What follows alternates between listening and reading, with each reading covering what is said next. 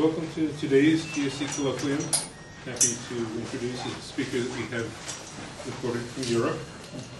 Lorenzo Lucignano works in the Computer Human Interaction and Learning and Instruction Group at the Swiss Federal Institute of Technology in Lausanne. He's a graduate student with Beat Schwendemann, who received his doctorate degree here just a few years ago. Lorenzo has a master's degree in computer science with a focus on robotics from the University of Naples, Federico II. It's the oldest university that's not connected with the church. He's worked on human-robot interactions, vision, and neural networks.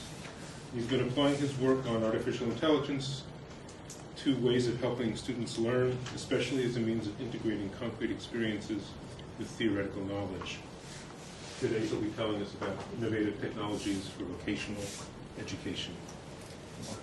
So, first of all, thank you for this opportunity. It's my first time from this side of the desk.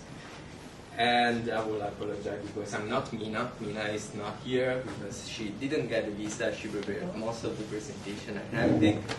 But yeah, this is the sad part of this presentation. So, I'm going to talk about these innovative technologies for vocational education. So, just to understand, this is the VFL, and this is my lab. We work in this fancy building, the Rolex Learning Center, which is like, by the way, yeah, it's a piece of art, I don't know, from a Japanese group of architects or something. I don't remember the name.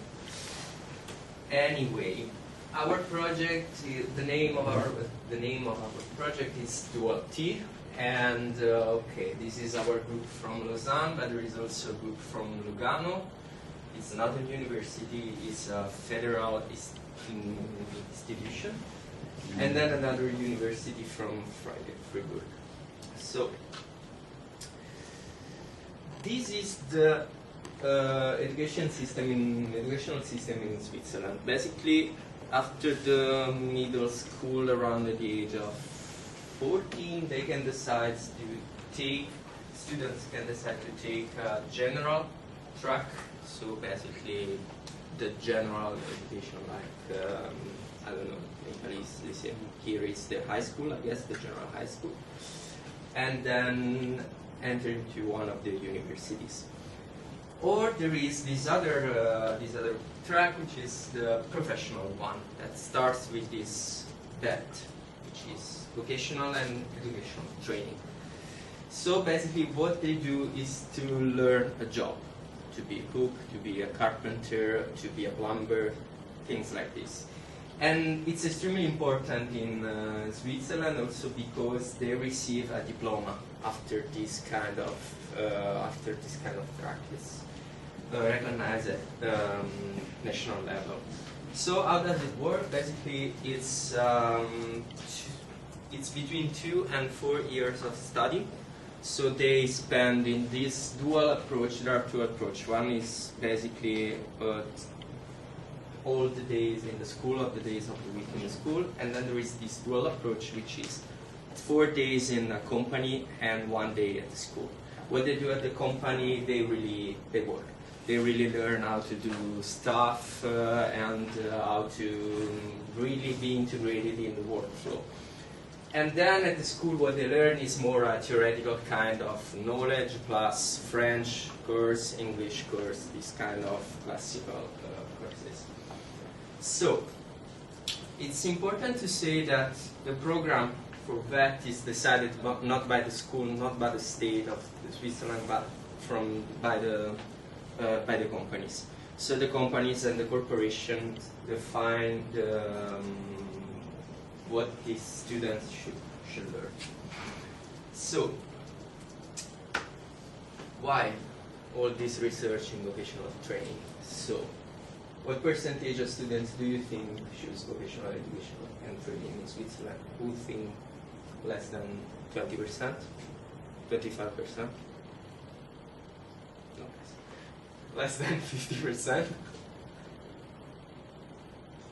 between 25 and 50%. Yeah, I still think. Okay. So it's in 50. That's No, the correct one is the last one. So 70%.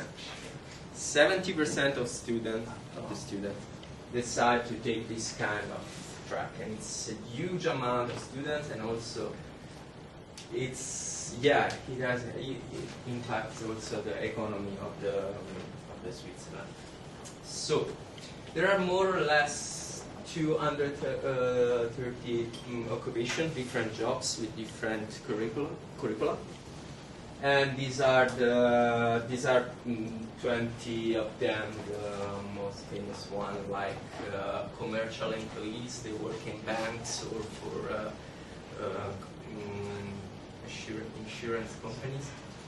And then cooks, electrician, IT specialists, and so on. And this is just 20 of them cover the 60%. So these are the actors in this kind of system of vocational training. So what we have is the vocational school with the teachers. In this school, as I say, they spend 1 day at the school and they learn this theoretical, they learn theoretical knowledge. They train their theoretical knowledge about, for example, law, physics, or mathematics of their work. Then there is this workplace. On the workplace, they have students have a supervisor. Supervisor is actually a worker with a background in training.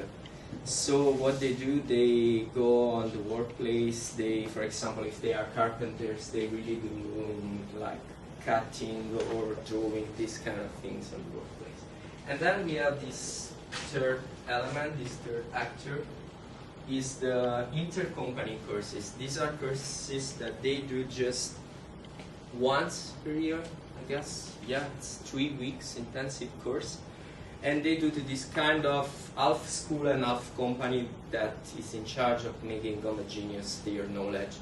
Because as you can imagine, there are different kind of companies, okay? Small companies, big companies, and these students, they have different kind of skills they can learn according to the final workplace. So, this model has one big problem. It's basically that all these arrows are going just on this small element, which is the student.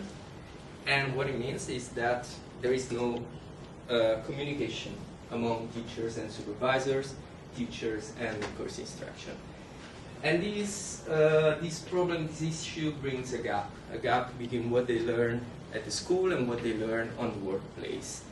And of course, the main problem is for the school, because when they are at the school, there is no motivation to take some courses, because they are completely different from what they learn on the workplace. Moreover, at the workplace, at least they get a salary. At the school, no. So this is a kind of gap. So the Dual T project. The Dual T project has goal to create this kind of connection, this kind of link. When I say that there is a gap, yes, there is a gap, and it's important that the gap is there, because in this place they have more framed a knowledge framed in their job. Here in the teacher in the school, they have this kind of abstract knowledge that should also motivate them in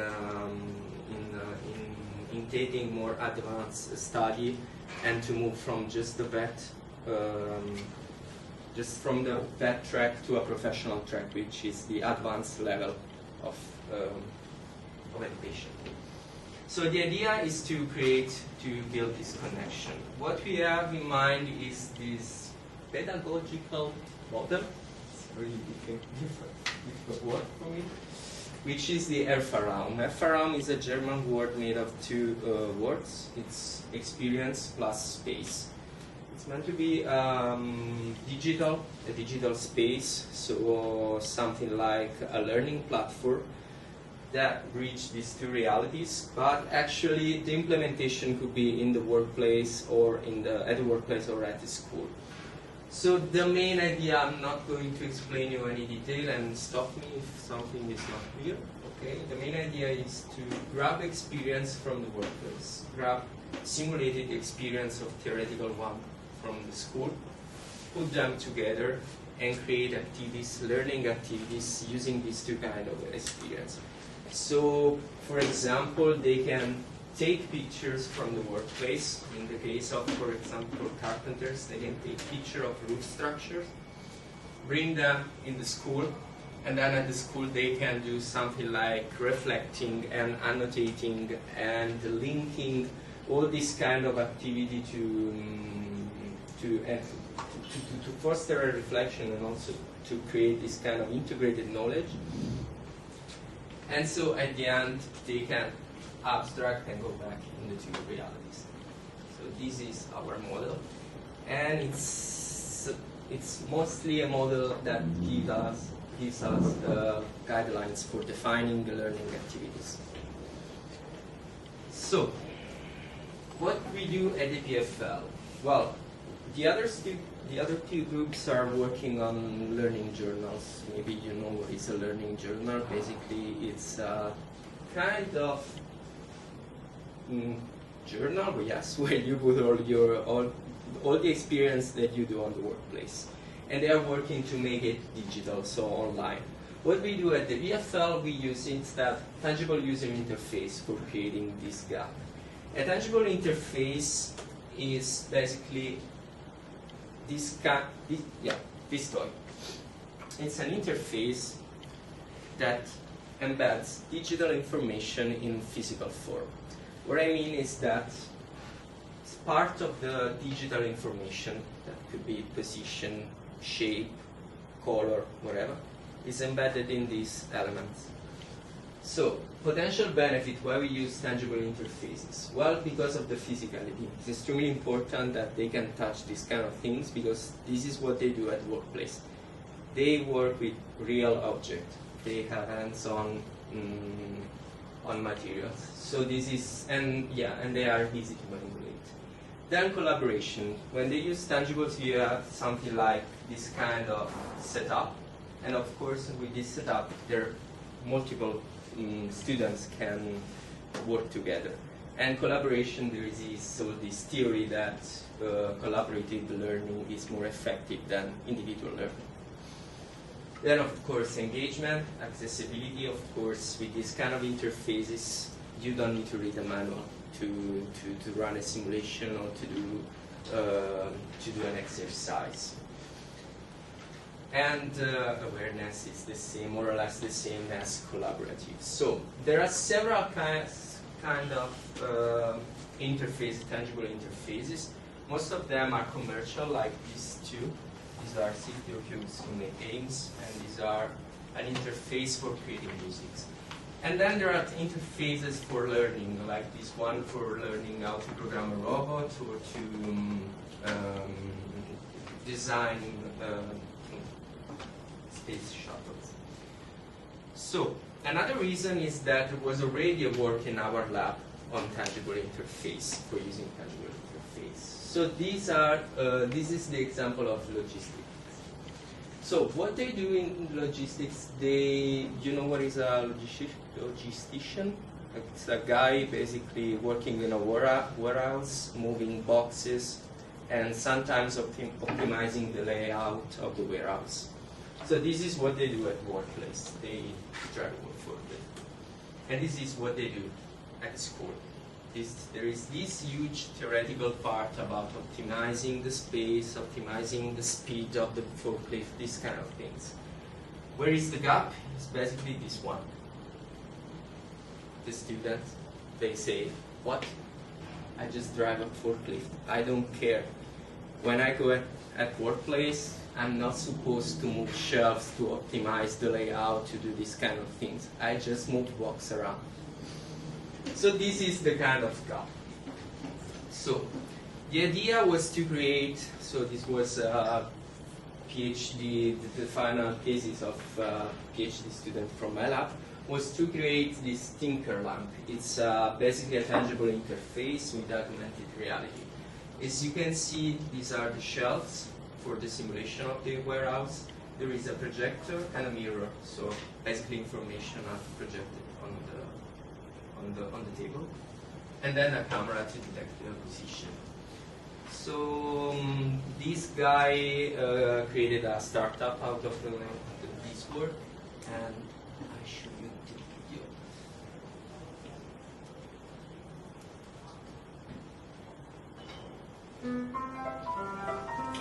This is the new version, it's a compact one. So they have this piece of paper for each exercise. They are recognized using these fiducial markers. And they can simulate with each shelf the layout of a warehouse, like this. So they can try different layouts. As you can see, they receive also a feedback. This means, okay, a forklift can access this part of the warehouse. And this is the fun part, they can run a simulation. So, as you can see, we use paper-based interface. So they can annotate the results on this piece of paper. There are several activities, and the nice thing is that they are not supposed to do these kind of things at the workplace. What they do is, just as I say, they just drive forklifts. So this is a way for them to try to play the part of a boss, the boss of the warehouse. So it's more a work on motivating these students. So, starting from Tinkerland, we move to carpentry. Why carpenters? Because carpenters it's a profession, it's extremely interesting because carpenters need to train their special skills. Why special skills? With special skills, I mean this kind of ability of mentally manipulate 3D object or matching 3D structures into 2D plans and the other way around. And the first study was to evaluate the carpenter's special skills and the way they are trained. So, this experiment was basically, in this experiment, the author, where is the author? No, it's not there, Sebastian, it's another former PhD student. He has the students to fill two tests about mental rotation, the first one, and paper folding. So this was the setup of the experiment, 726 subjects. So we took a population of carpenters, logistic apprentices, and high school students. And the result was that usually carpenters are good from the start, from the first year. So when they enrolled in the training, they have higher special skills scores compared to the logicians, and in average, well, there was no difference between them and the high school students. And they actually improved. It's not significant, but they improved between the years, between the beginning and the first year of training. So now the idea is that how do they improve these special skills? Usually what they do at school, they do paper and pencil exercise. They spend a lot of time drawing. So they receive, for example, a shape, and they have to draw the 3D orthographic view. This is just a waste of time because, okay, they are training their special skills, but when they go at the workplace, they don't do these kind of things. At the workplace, they use CAD softwares like AutoCAD, Google SketchUp, these kind of things, where everything is computed by the software. So the main reason here, the main gap is that why should I learn how to draw if I never use it at the workplace? So the idea was to replace this paper and pencil exercise and instead using this tangible interface. So this is Tabacarp, is a tabletop always reflecting. It's the same principle. So in the default view, they have an object like this one, a shape like this one, and they can see the three orthographic view from the top, from the front, and from the side. Then there are several interaction cards with paper, like this one. Most of them are tools or cards to start activities. And I'm going to show you just quickly the idea. So they place the block in this area, and they receive this kind of feedback. Actually, this is something they did work at the school, as I say. They take a break and they draw these views. The nice thing with this Tapa card is that everything is done by the system. So the idea is that, okay, we can skip this drawing part and maybe create activities, meaningful activities, to train their special skills. So the research, I would say, methodology that we use in our lab is called design-based research. When we need to create a new interface, it's extremely difficult because you have to decide some design choices. You have to take some design choices.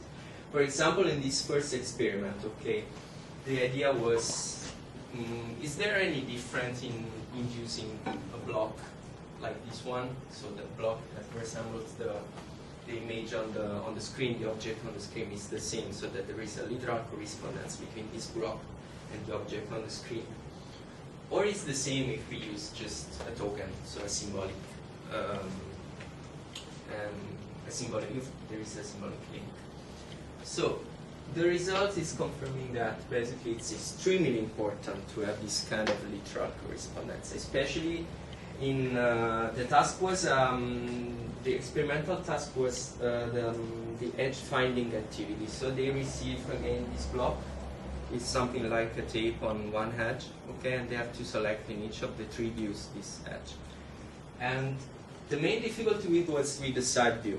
As you can imagine, it involves a lot of rotational skills to image this shape from this side. So the result from the experiment is that better performance is using the block. Basically, it was easier to create a mental model of the block and so answer the question. And also the time was lower using this kind of tool. Then another question is that this is typical when we design an interface. Should we give a feedback or not during the exercise? So we have this kind of activity where they have to guess which is the correct matching, the correct position in this view according to the two orthographic view. And in one condition we have the feedback, and in the other one, as you can see, there was no feedback. So which one is better? The result is that it depends. It depends. So as you can see, of course, using the feedback, the score, the correct answers are higher, the number of correct answers. But in the no coupling condition, so when there was no feedback, they were actually increasing their performance. So that we can say that if we don't provide a feedback, they are forced to think more. And thinking, reflecting, and reflecting, so they learn. They learn and they acquire these kind of special abilities.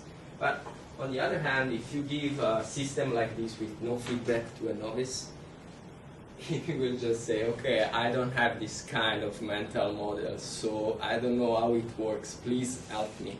So what we say is that, okay, coupling can be used in the early stage of the learner, and then when they move on, they can use this kind of activity with no feedback. This was the main result. So everything works, everything is perfect, we have a nice technology, but the technology is not enough. Per se, if we put this kind of lamp in a class, it doesn't work. And it doesn't work especially because to use this lamp it's extremely difficult, and also we should take into account the role of the teacher. The role of the teacher, when a teacher receives a piece of technology like this, he needs to learn how to use this technology, he needs to integrate the new tasks, the tasks in the common practice, in the daily practice, and all these things. So we call this problem the problem of orchestration. So a classroom is a complex setting. There are many actors involved, and the students, they are not, we cannot have a prototype of students. There are different kinds of students. One is better than another one. So we should take into account with this when we design activities. Then activities should be also defined. Usually a teacher defines activities at different social levels, like an activity for just one student, for a group of students, or for the whole classroom. So our technology should also help in managing this kind of different social levels. And then, of course, we need something that doesn't crash. What I mean is that the technology usually is not reliable. So we need to invent, when we design learning activities, something that should not always can be done also without our technologies. Otherwise, you can imagine you stop a classroom and you don't know how to do if you are a teacher, and this is a huge problem. So we define this orchestration load, which is workload. There are two components. I'm not going to the details because Mina was the expert in this field. But mainly this orchestration load is the effort that the teacher, the effort for the teacher in managing the technology, in managing the classroom, in managing the student. And supporting the teacher for, so orchestration is supporting the teacher for real-time management of multi-layered activity in multi-constrained classroom context. That means helping the teacher, supporting the teacher. So from Tabakar, there are several emerging design principles. What they learn is that basically there is a need to integrate the technology in the classroom. What I mean integrate is that maybe it's better if we take, instead of just creating new activities that use the technology, it's better to start from classical activity and integrate this technology as a tool. Then control. Control means that the teacher should be able to control the flow of the classroom activity. There was, for example, a big problem with the first edition of the LAMP, first version of the LAMP. Basically, they were playing with this card, and there was no remote control, no card for controlling, for stopping the activity. And this was increasing actually the effort of the teacher. Because you can imagine, okay guys, please silence, look at me, and someone is playing, okay, you are playing, stop, and another one starts to play. It was a mess. So what we need is something to control all this environment. Then awareness means that the teacher should be able to see the progress of the students. And as you can see with tangible, it's extremely easy because you can see the distribution of the tangibles. You can have also lights and indicators that are easy to check. Flexibility, the main concept is that we can use paper interface. Why we use paper interface? Because with paper we can actually port, we can take the activity. For example, you can imagine that you can do an activity on your paper, and then what is projected by the lamp, you can draw it, you can take it with you, and you can make it. For example, in the case of the logistic experiment, you can ask your boss on the workplace to check your layout, to check your results. So it's flexible in this sense that you can use the interface, this kind of interface with the technology, but also in classical environments. And also minimalism. There is no intelligent agent no tutor, no intelligent tutor, no additional technology. Like, for example, of course, we can implement this kind of control cards on a smartphone, a tablet, but this will increase the effort because if you have 10 tablets, maybe one of them will not work, and this is, and again, a problem for the teacher. So it's better to have something simple. Well, for the white lamp, it was quite, yeah, it works. It has been used in several schools. The green version, the one for logistics, is used in 5 schools in Switzerland, which is a huge number because you have to imagine that there are more or less 1 school for each canton in the vocational training, in this vocational system. But the lamps are expensive and they need maintenance special. This is a special hardware, so you cannot reuse it for any other kind of activity like web browsing, like using Word or whatever. So the idea is that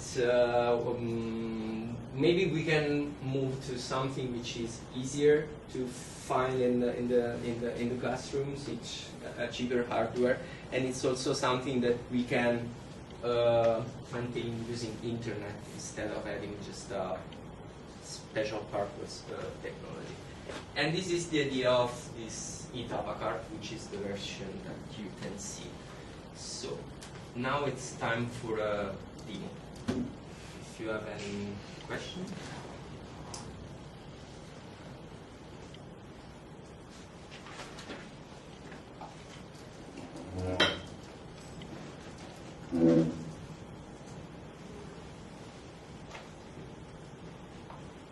So this is eTapa card. As you can see, is a web page. Why web page? Because in our mind we are planning to integrate this kind of activity with a social network that will be launched in 6 months. So the idea is to have this social network where students can bring their experience and they can also run this kind of activities to train their special skills in the case of carpenters, but we have a lot of professions. So this is, as I said, the basic activity. So there are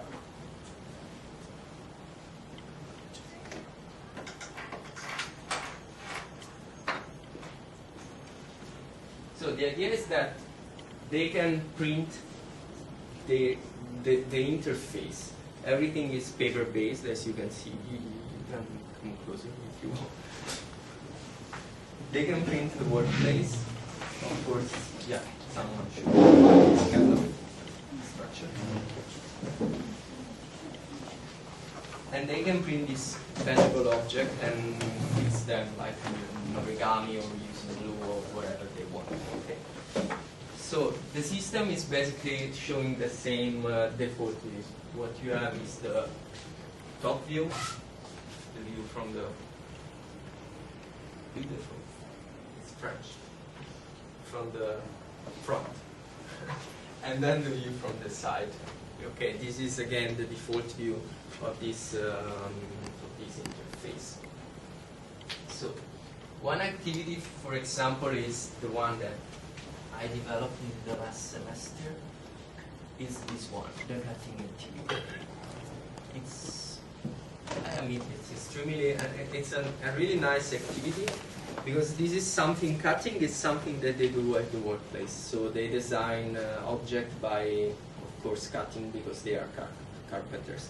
So the idea is that they receive, for the activity, they receive this brick, and we ask them, okay, can you model this brick in something like this? Okay? Shape this brick, okay, in something like this. So, using Photo, of course. So, and the activity basically goes through this cutting plane. Okay, they can use this cutting plane to define an intersection between the plane and the brick.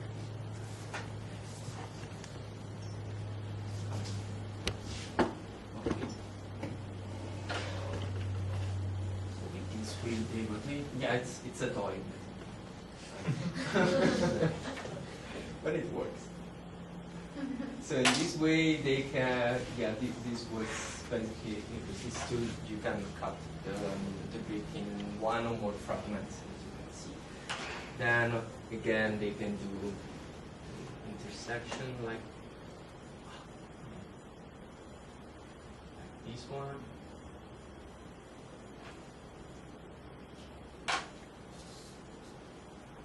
Okay, and remove one of the fragments.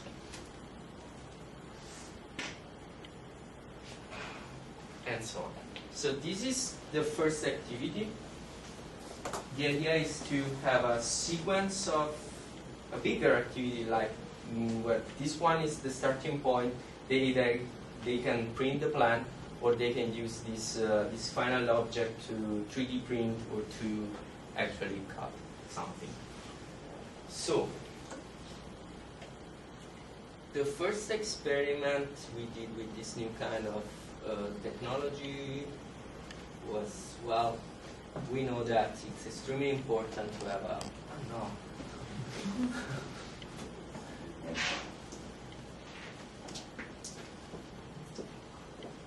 okay, actually one experiment was what Mina did. Mina was comparing these two conditions, okay? Because of course we are moving from something that is a tabletop, so it's projecting the information on the same surface of the tangible. So you should imagine something like you move this brick and you receive the feedback on the table, okay? So the idea was, okay, do we lose something when we move to this discrete location? So when the feedback is located on the screen. And I'm not going into the details, but there was no difference actually. So we are lucky we can use this kind of cheap model for our research.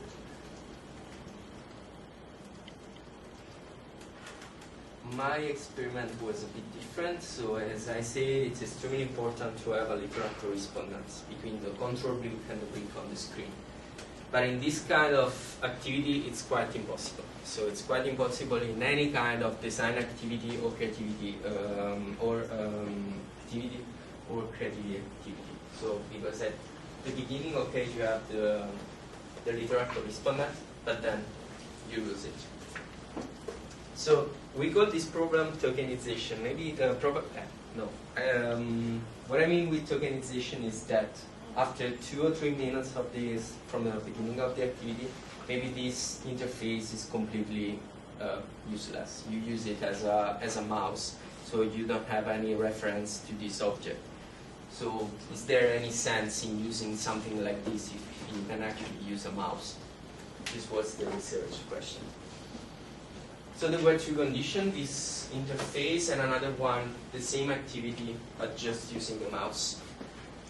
And, well, this shape was provided in both cases. So the procedure, there was again a special skill pretest. It was a between subject study. This is the correct term, I guess. So 8 students in one condition and 8 students in another condition. So first a pretest, then a demo, just to learn how to use the interface, and then 2 trials. This one, which is symmetrical, and this one that I really don't know, it's like a dactyl or whatever. And during these 2 trials, they were wearing an eye tracker device. Okay, an eye tracker is something that can track your gaze. And then there was a semi-formal interview. So the results just from the log files of the manipulation was that actually there was no big difference in terms of quality of the final outcome and also in terms of time. There was a difference in producing more fragments. Actually, users in tangible condition produce more fragments, where I mean a fragment is this piece, okay? A piece of the original shape. So when you cut something, the block is split into fragments or more fragments, okay? So they were producing more fragments, and actually this was a strategy. There was a way to keep a reference between the original brick and the brick on the screen. As you can see, this is this is a shape. This is a screenshot from one of the final stage of the activity. So in tangible condition, what they do a lot of they intersect this brick, but they do not delete the fragments. They delete them just at the end of the activity. And the result is that the final shape is actually inside the original one. So this was just a strategy to keep a reference. And afterwards there were no differences? I mixed up. Yeah, there was no difference in terms of final shape, or probably it was a ceiling effect, because these guys are from mechanical engineers and microtechnique. So they really know how to model things and how to use 3D softwares and so on. So the eye tracker, just to give you a bit of terminology, regular fixation is the cause of the eye movement on a specific area, okay? And regular dwell is a sequence of fixation on the same area. So we divided the interface in 5 areas. One was the brick, one was the shape, this one was the workplace, and the screen object, and other 2 areas. So it's not important. So the result from the eye tracker, these graphs is showing you the occurrence of dwells on the brick in the tangible condition. So this is when they look at the brick, this object. And as you can see, these are participants and this is normalized time. It's not uniformly distributed, but they look at the brick during the whole experiment. Okay. So tokenization is something that we define like, okay, they look just before the 20% of the total amount of time. Okay. So they look at the initial part of the experiment, during the initial part of the experiment, and they just overlook for the rest of the experiment. But in this case, there was no tokenization. So there was a reference to the brick. And so another result is that actually the dwell duration was different between the 2 conditions, was lower using tangible interface. The dwell duration was, the average dwell duration was lower on the screen object and on the shape. So usually a longer dwell duration is related to a difficulty in extracting information. Okay, so our hypothesis is that in this case, for the screen object, it was easier to understand the object on the screen. For example, the depth. Okay, you have the depth is given by the steeple lines. So the lines on the back are just steeple lines. And this was not clear for many students. While using tangible, actually, you can see a reference between the physical object and the object on the screen, so you can better understand what's going on the screen. And for the final shape, well, this is hard to give an explanation, actually, because the shape was the same, so there was no reason to look less on average at the shape. But maybe the reason is that it's easier using tangible to code an execution plan. What I mean is that if you want to place the brick on the workplace, you just grab the brick and you do like this, and so on. If you need to use a mouse, you need to click, drag and drop, and then move a wheel to define the orientation, these kind of things. There is more effort in mapping what you have in mind as a plan, as an execution plan, and then the final interface actions. Okay. So then from the interview, we saw that basically the symmetry makes the task easier. So this is extremely important if we want to have a sequence of trials. Okay, the trial 1, this one, was symmetrical and it was easier for them. I thought that one was the easiest one, but no. Okay, anyway. Then they referred to first, there was this kind of fixed plane strategy. So what they liked to do was to set the plane and then move the brick inside. But this is a kind of legacy from the use of professional CAD softwares like CADIA or kind of things. So they do like this because usually this is the practice with real tool.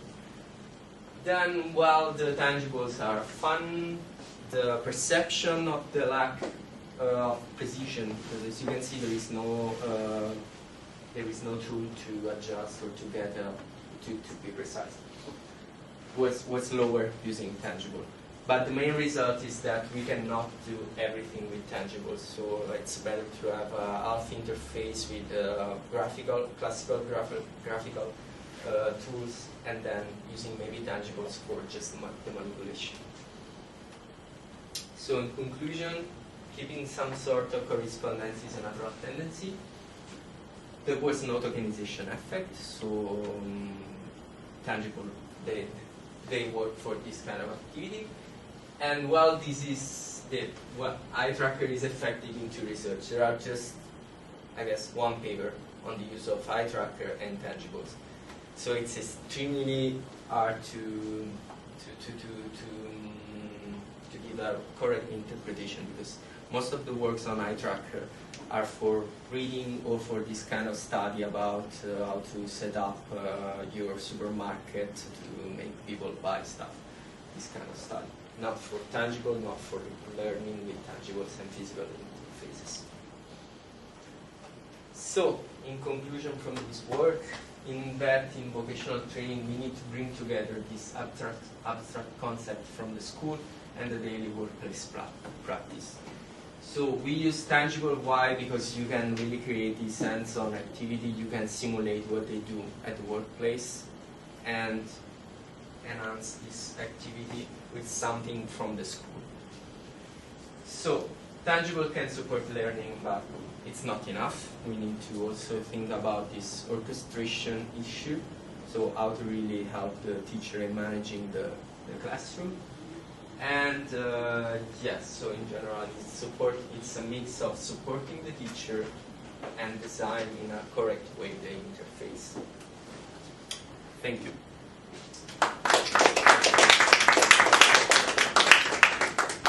So, any question? Yeah. Did you do any work with the logs of the students manipulating the actual objects? I assume you capture some log data, shows their manipulations. A log? Oh, whenever they moved it, did you track? Yeah, the track is done by using this kind of thing. They're tracking the data. Yeah, it's the log. When I say results from manipulation, it's basically the results from tracking these objects, and so angles, rotation, these kind of things. Have you used that at all for doing some analysis? Well, you were mostly looking at the eye tracking, but I thought in my study, yes, because there was no significant difference among this kind of data. Okay, when we were comparing manipulation, it was pretty the same for students in tangible condition and in virtual condition. But usually, all the other studies are based on these kind of things. These are the only data that we have. Then, when we fail, we need to analyze the video, and it's painful. But, yeah. So you can imagine, you look at a video and you take it. No, doesn't matter. So yes, this is the main source of data. Which one was just harder to learn? Like I noticed you were using like special tools to cut and rotate here, and then like online, in your experience, which took longer to figure out how to? I can show you, for example, the virtual environment. So this one, I think it's extremely easy to understand. Because this is like a real cutter. So you can really do like this and you cut. Yeah, I'm pretty proud of this. I did. And this is something from the virtual, okay? So in the virtual you have this plane. And to move this plane you have to drag and drop this small boat. It's not so easy to... Is this similar to the other programs they were already familiar with? The Katia? Yeah, Katia is... This is just one tool of Katia.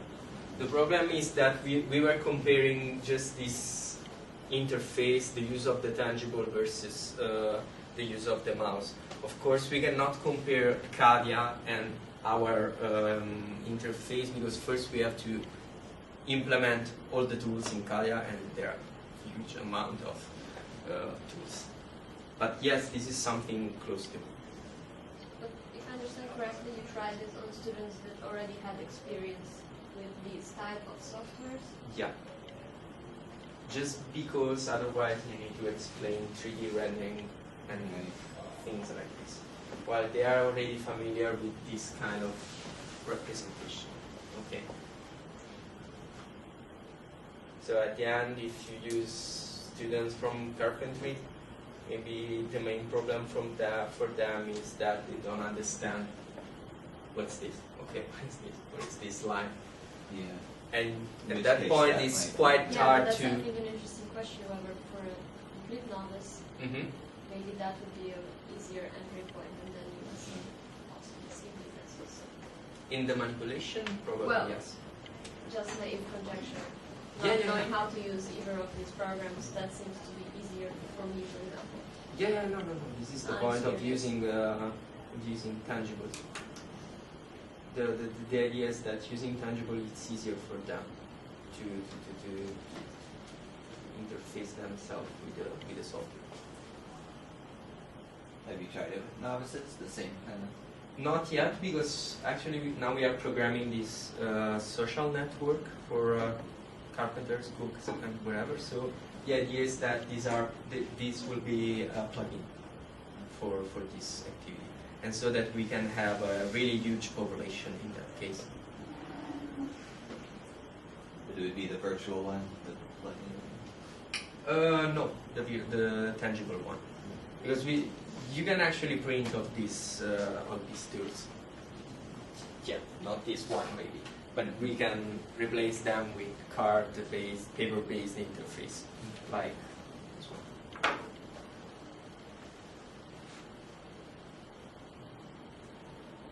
But yeah, actually my new focus, because these are tangibles for training special skills, and this is the branch of Mina. My branch now is to use tangible, but for statics reasoning. Okay, so the idea is that they bring from the workplace something like a roof structure. We print with a 3D printer this 3D structure, and then they can analyze the forces and reaction on these structures using tangibles and augmented reality. So this is just to give you an idea of what we can do with tangibles.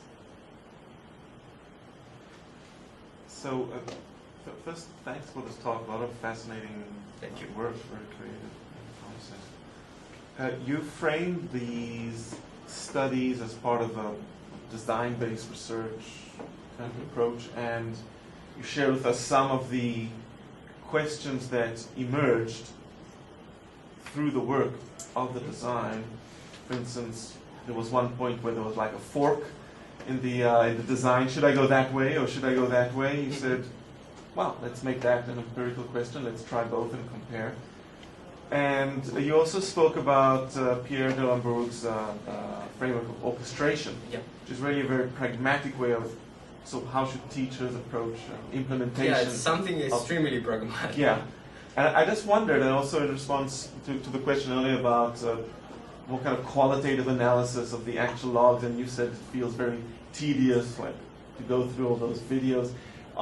Are you interested in more kind of theoretical questions about what the process of learning, what is actually going on, and what does it mean to learn, to be skilled in these vocations, and what maybe a cognitive or other approach to what is actually going on here? What does it mean to learn? Yeah, I mean, this is not the focus of my personal research, okay? The other two groups, one in Freiburg and the other one in Lugano, they are more on this aspect because they are psychologists. Yeah. I just as an example, there's lots of work coming out of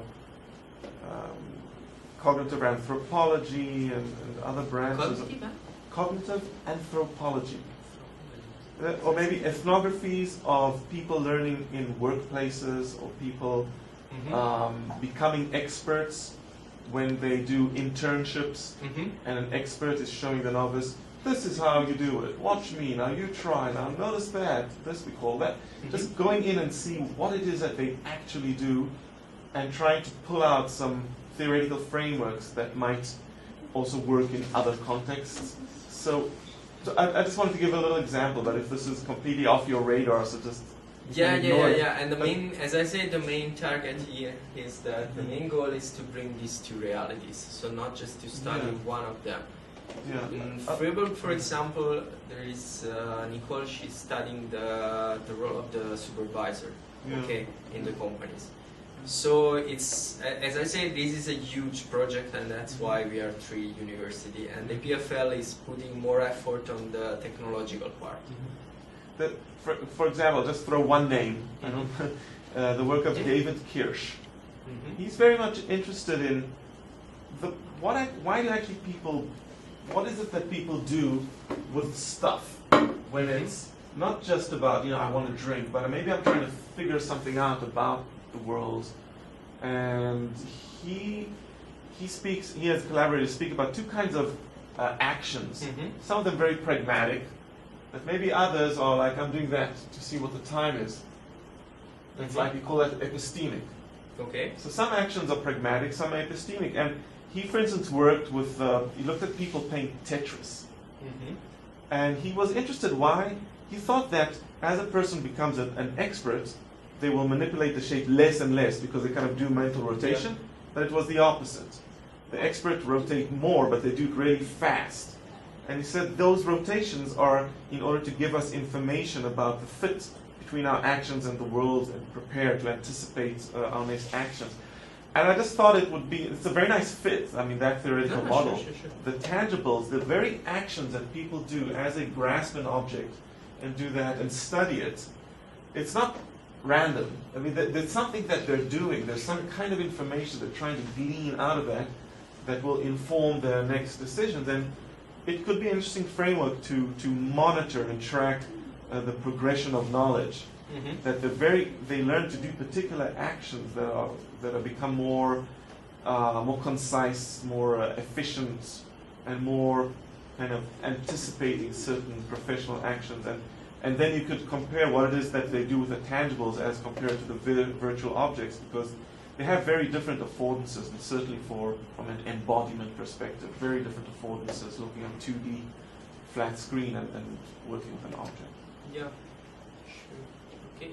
Then you can write down some names. I will check it. Thank you. Yeah, because for example, one difference was that the first cut was performed earlier using the tangible. Okay. Because of course you perceive better the object on the screen, so you don't have to explore this object before you start the activity. This was one of the results, but yeah, we should definitely go in this direction. Yeah. Probably not here, but in general, was this kind of technology ever applied to other types of education? Because this is very much centered around this Special skills, professional. Well, usually geometry, but theoretically. In my lab, there is another group using. It's not tangible; it's paper-based. It's still tangible, but only with paper. And they use it to teach, for example, fraction to children. And it works. So they create this kind of activity, like there is a ladybug moving on the table, and they can use this kind of cards to define different fraction, and then the table moves according to the amount of material on each side. You can image the fraction as a mass, okay? And so the table will move according to the distribution of the mass in each corner. Two questions just to clarify. So you're talking about this, instead of 3D shapes, you're talking about the same kind of camera setup? The same identical one, but just instead of using these, you use just paper, okay. Just this. And second one, what do you mean by it works? Alright, maybe it's still too much. Yeah, maybe it's too much, but, because I don't remember all the details, but usually we do pre-test and post-test in this kind of experiment, like a general pre-test and post-test. If I remember correctly, there was a learning game using this kind of tools in their knowledge. I don't know how to define this knowledge about fractions. And of course, most of the research is with children, okay, because it's like a toy. In other words, you can expect that you will use a mouse, you can use a mouse. But for these kind of guys, the use of tangible is just to, it's necessary to bring this practice, this tangible practice with the physical interaction. Actually, we should think of it as a professional tool. I mean, Yeah, that you can manipulate an object. Yeah, I know. It's pretty cool because it's like to be in Iron Man, that you can move a brick and design it with actually interfacing yourself. Yeah. But there is no big research on this. I have another question about the duality. Mm-hmm. Moving between the university classroom and the vocational setting, particular study with the logistics. And again, maybe this is out of your radar, so just tell me, it doesn't interest you. But this model, it's a small thing, right? It's like a toy logistics thing. And when you go out there, it looks very different. And I just wondered if that's something interesting to you, that the perspectives are so very different. Here I'm looking from above and playing with my little virtual or mixed reality world. And then when I go to the workplace, the thing is huge and I'm seeing it from underneath, and my perspectives are my experience, my perceptual experience, my orientation, my sense of self in this place. It feels very different. Yeah, okay. Just to understand, your first question was if we generally... If that's something that's interesting to you, it's like if I might look at a map and then I will travel in the world. And those are different things, and I learn to map between them. Mm-hmm. Maybe I'm traveling to San Francisco, maybe I'll look on Google Maps, whatever. But I'm in with one medium, and then I'm in the world, which is a different experience. And it's interesting to think how I try to match those or move between them. In the logistic case, it's a bit... The main question is that they are not supposed to do any kind of these things in the warehouse. They are like really... or just driving around with this forklift. And it was nice because one of them said, I will never design my warehouse in this way, because in this way I need to drive in front of the office of my boss. Never do this kind of thing. So I don't know if there are, no, we are not going to explore these kind of things, but one study was on the use of 3D shelves and just paper one, flat. And there was difference in the perception of the simulation. I don't remember all the details because it's not my study, but it's why we are using 3D stuff and not 2D in these cases, because the reasoning of the layout of the warehouse is a bit different using the perception. I have a question that might be related to that. Is that the main goal of the study, or the general thing you were talking about, it was to reduce the gap between what they were taught in classes and what they are actually needed in It's the workplace? not reduce, it's to bridge. It's a bit different. Okay, to bridge. How are you going to test if the results are actually that? Because from my experience, I could be pretty good at using this kind of things and still not being able to transfer that to the workplace. So have you think about it, how you're going to test if they are actually doing that? Because that was like the goal. If it's effective. Well, for us, bridging is more if we can really create learning activity based on the experience from the workplace. So this is really, it's not something, I think it's not in your direction, this what you mean, but it's more if we can really create in the school activities that are based on the workplace practice. Okay, so if we can use CAD plans from the workplace and use them to teach physics, if we can use these for teaching mathematics, this is our, let's say, first assessment. So it's not so much to improve their workplace abilities or knowledge, just to give them a better education? You know, in the workplace it's a bit tough to act in this setup, because there are companies, they are working, okay, they're business, and training these guys is just a small part. They are really doing their job. They are really working. It's more economic than education. So what we can do is more from the school side, because one direction. yeah, it's mostly one direction, because it's sad to say, but when they go in the classroom, the teacher is a loser. Okay, some of them it's a kind of this. They say, oh, you're a teacher because your company is in bankrupt. Is it the correct? Yeah. Mm. So this is the kind of perception that they have of the teacher. Everyone has a company at some stage of their life, and it's either bankrupts or not. Yeah, I mean, this is the general belief in the school. So you are a teacher because you are not a good carpenter. Okay. Because of That's universal. teenager. I know it's not fair. It's not nice to say, but yeah. Also because they just spend one day at the school. Maybe sleeping. I guess. They only spend one day at the school. Yeah. Well, 4 days. Of the 4 days in the company, 1 day at the school. Can you imagine? And they are not paid during the school. I mean, they receive the salary, but of course it's useless. This is the general perception, and I really understand. I mean, as a teenager, I would say, come on. I'm drawing what? I never draw at the workplace. I just carry stuff around, and who cares? What are the ages of the subjects?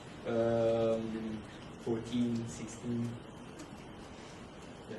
Not in my experiment, because it was a bit different, but all the others experiments are done in real classrooms. They are forced to go to class once a week. Yeah, it's in the program. Yeah. Oh, unlike the other students, they're forced 5 days. You know. Sorry, I misunderstood. This is once a week for how long? 3, it depends. For florists, it's 2 years of training. For carpenters, 3 or 4. I don't remember. But maybe in the 3 or 4 tracks, they start with 2 days at the school and then they decrease this. But it's still just a small amount.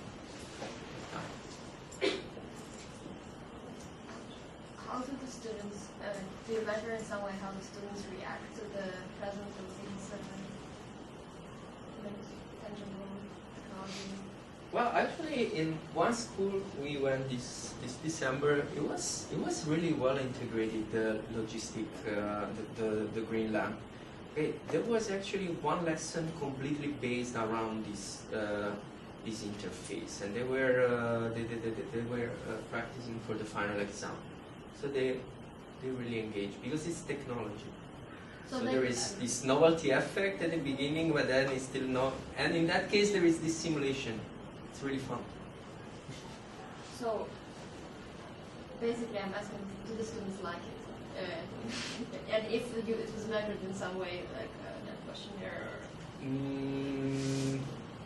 I guess it's something from the semi-formal interview that we used to do, but it's not the main focus. Yeah, they like it. But this is the main problem with tangibles, okay? They always like it. Yeah, most of the time, oh, it's great because it's projecting, but then you have to evaluate if there is a learning gain, if it's really effective, if after 10 hours this effect is gone, and stuff like this. This is the main challenge. But usually they like it.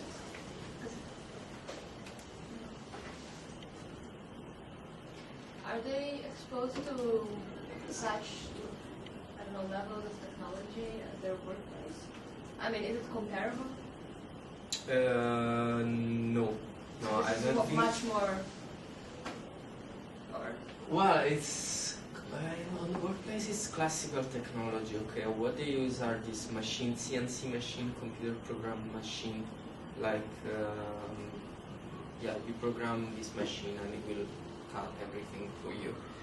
So there is no research on the interface for this kind of technology. So you use it just because it's your job.